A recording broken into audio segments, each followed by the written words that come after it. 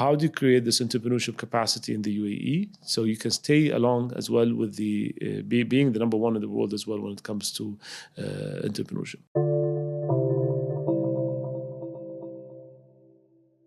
On this episode, we're looking at the UAE's startup and SME scene and new and recent initiatives that have come out about it. And who best to speak to than the UAE's Minister of Economy and Tourism, Abdulla bin Touq al-Marri.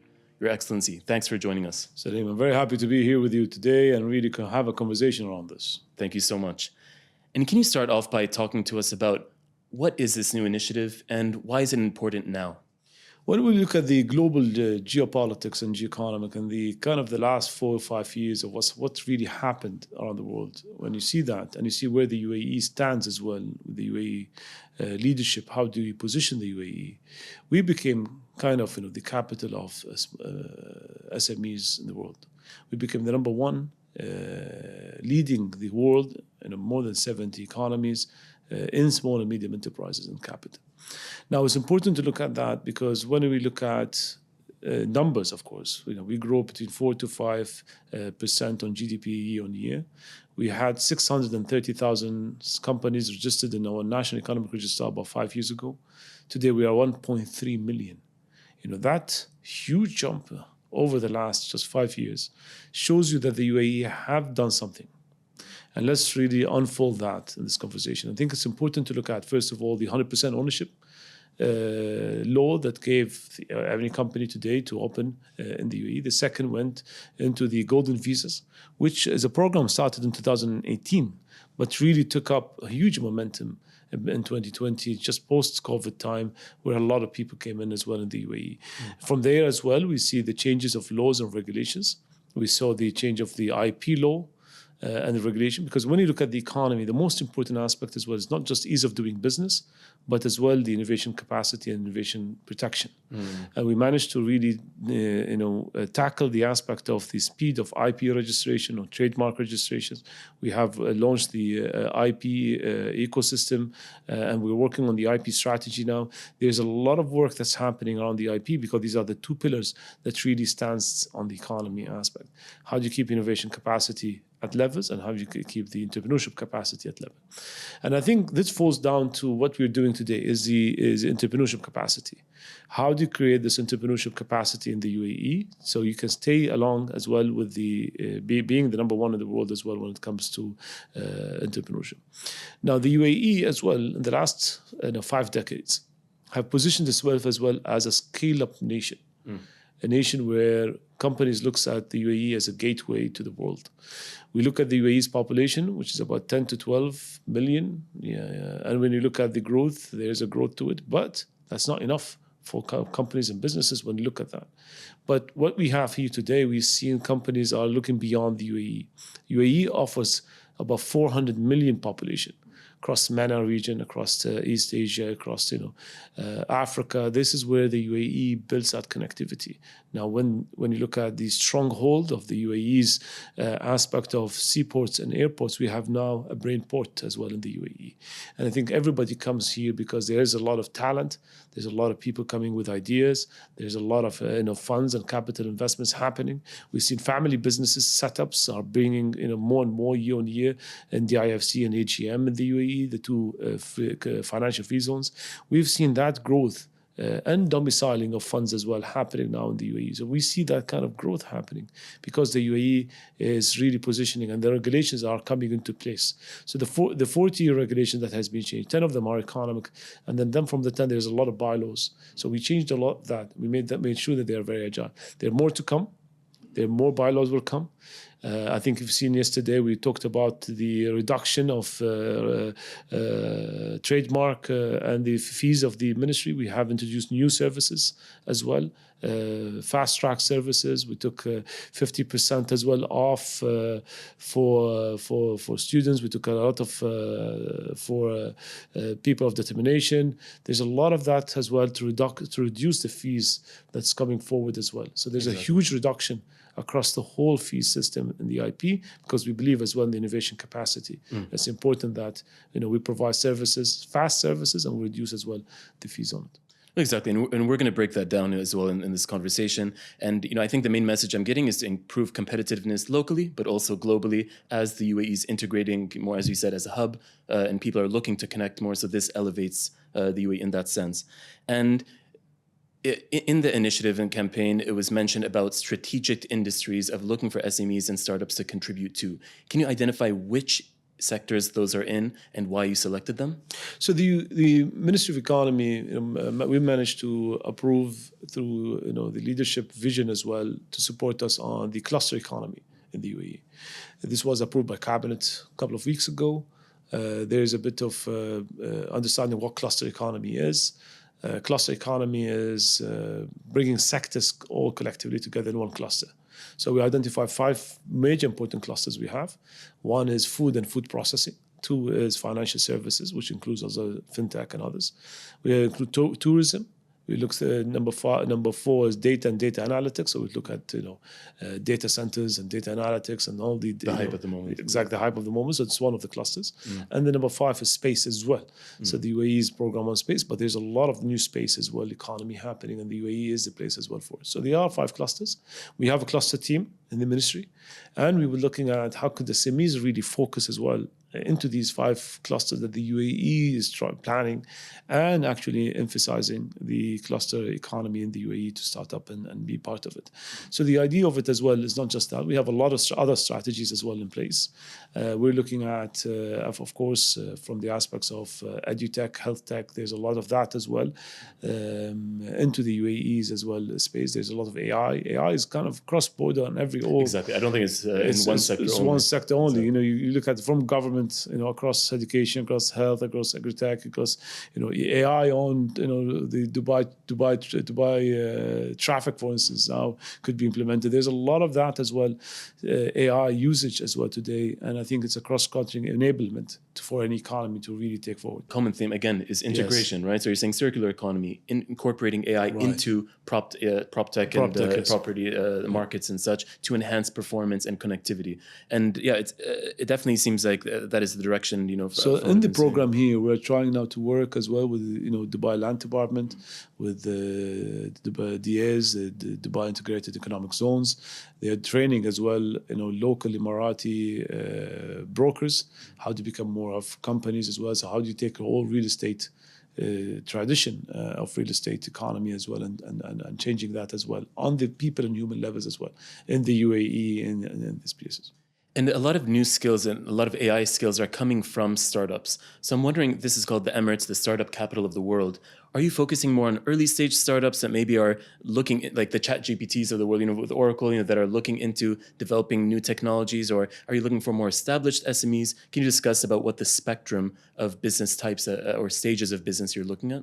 We're looking at all the spectrum. So we're looking from early stage, from seeding as well. We're looking at growth stage. Companies who are doing 5 to 10 million and they want to grow as well beyond that. So we're looking at all the stages. We're looking at young, and we're looking at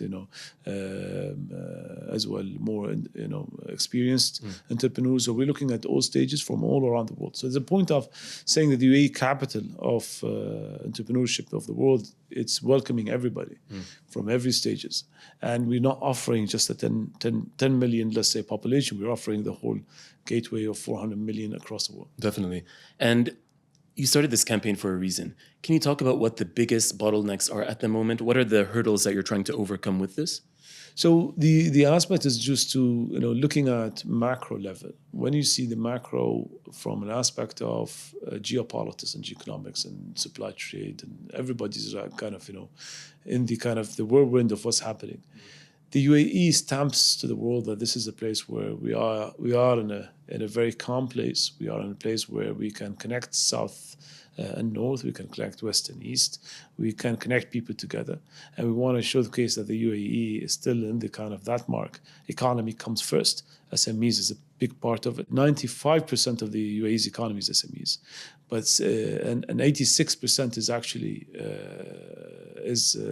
hiring from the labor market. So the important aspect is they are a huge contributor, but they contribute 63% to the GDP. That's the numbers, which is very important. So when you look at that, SMEs is a vital aspect of the UAE's economy. Now, from You're looking this, to increase that number, it seems? increase the number. So what we want is we want to direct them to tell them where the UAE's economy is looking at, from the clusters, for instance, from the circularity economy, from others economy strategies coming on. These are tourism. So these are the opportunities that are existing for SMEs to think about their new products or new ideas, and as well to make sure that as well we support them where it comes to innovation capacity as well, from training, upskilling. So we have the new Economy Academy run by Leila Faridoni, and I think she's running these training for 10,000 as well, Emiratis, and as well into two programs. One which is a 3 days, which is a very important one. How do we upskill as well the nationals as well? So there's a 3 days basic program, and then there's the kind of 7 days entrepreneurship, which is more detailed and helps them as well to really upskill them to be ready as well to engage into the market and start new thinking. And the aspect is what are the new economies that we want, and how do we look at it? So when you look at clusters, food and food processing, you can go from farming, from agri-tech, all over to putting the food on table. And before doing this interview, I spoke to entrepreneurs, that are here in the UAE, for this rare opportunity to speak with you, which I appreciate. And one thing they were telling me that they face is that, when they're working with companies, that they, sometimes don't get paid on time. They struggle to, for example, when something takes place, to find, the right venues to be able, to get their dues and not be absorbed by companies, but work in partnership with them as, they want to retain their identity and such. With the new, you mentioned the trademark, updates, intellectual property as well. Is this being factored in as well of how to make it easier, for startups and SMEs to work with larger companies when they're giving them their skills and their talent? Yes, of course, and this is something which we highlight in many of our functions. And it's important to bring. Now, SMEs plays into in the ecosystem. When you look at the ecosystem has 5 major stakeholders. Now, SMEs, small and medium enterprises, of course. You have the large corporates, of course. You have government, which is a big player on that. You have the venture capital or private capital or private equity, risk capital, all the capital and fund and finance, which plays a big role as well. And the last one, which is number 5 of the stakeholder, is actually universities, R&Ds, research centers as well. So when you create an ecosystem, that's important to understand that there is a huge overlap of work together between all these 5 stakeholders, and each and every one of them really holds a position where they can actually contribute to that ecosystem. So yes, there's a lot of that of work between small and medium enterprises and large corporates. Now as well, what we have identified in the small and medium enterprises, something which is important, is how do we look at the innovation-driven enterprises. Different than the small and medium enterprises as well. Correct. So innovation-driven enterprises are enterprises that could be technology part of the name, could be the aspect of owning an IP, could be the aspect of major of their people who they work for are either bachelor, masters, or PhDs. Could be part of their revenue or profit is going back to R&D. Yeah. So when you identify these, either or, 4 or 5 of these kind of classification, you can divide these IDEs. And when you come up with IDEs is important as well because they have a different architecture, design of their company, of their dues, compared to small and medium enterprises. Small and medium enterprises probably would need more finance. Correct. To support their payments and their work and so forth. But the IDEs provide they need investors. They need a different aspect of financing, but coming as a stake or a percentage of the company. They might not need actually loans from banks. They need seeding, they need initial stage of growth. So when we in the ministry as well understand the difference between an IDE and SME, we understand as well how these different ecosystems work differently. Yeah, even the sectors they operate in. And the sectors they operate in. Yeah. And how do we actually engage with that, and how do we actually start instilling these kind of thinking? We need both. We need the IDEs and we need the SMEs. Correct. And this is something which is important. Now, when you look at that, that's important as well because each and every one, when you dissect them, there's different needs and different ways of servicing them. So when you look at the innovation aspect and the innovation capacity, you look at the aspects of what we've done in reduction of fees. From that, we're looking at the capacity of protecting their identity from trademarks, from IPs. Which is critical if you're Which is expanding critical globally, as correct? well. Exactly. And that's something which in the UAE, we understand that this is a pillar that has to be hand in hand if you want to drive an ecosystem of SMEs. And this is what the strategy working at is how do we look at that kind of gaps and move as well into an economy with SMEs at 95% of it as well forward towards being the capital of the world. That's great to hear. And I'll ask my last question. In terms of what would you say in 5 years' time would be your success? How would you describe, what are the measures that you're looking for in 5 years' time from now? So, like I said in the beginning, when we started the post-COVID time was 630,000 companies. And it was an average of 500 to 600,000 for decades. And then something happened. Today we are 1.3 million and we are growing as well. We want to grow to 2 million in 5 years. It's an ambitious target, definitely. Which is yes. So you doubled, more than double in the last 5 years. You want to double again. You want to do another 500 to 600. But you want to reach at least 2 million companies economy as well, with an average pace of about between 8 to 12% to reach in the next 5 years. To do 2 million, you need to do a growth between 8 to 12%. Correct. And that's growth of not GDP. This is the growth of companies. So the numbers of companies. Now the importance of this growth of 8 to 12%, then you need to dissect it as well. Dream is 5 years is to see what type of clusters that have been established. So I don't want 2 million, but 2 million where. Are you able to identify what those next steps are? Yes. So we want to identify how many went into food and food processing and financial technology and AI and data and space. How do we grow as well these clusters? And how many, where did we start today and how many of them? So it's not just about numbers in the UAE. It's about as well where these numbers are. And that's kind of KPIs help us to identify are we going in the right directions or not. How much as well, what part of it as well, and I would like to see is how much Emirati nationals manage to anticipate as well the needs of the economy and started their own entrepreneurship journey. And this is something we want to help them with and to really keep them as well supported throughout as well. Part of the growth of the UAE as well is to make sure the nationals as well is uptaking that as well into this. Definitely. And no, this is so insightful. I have so many more questions for you, but thank you again for speaking on Business Extra. I appreciate it. Thank you.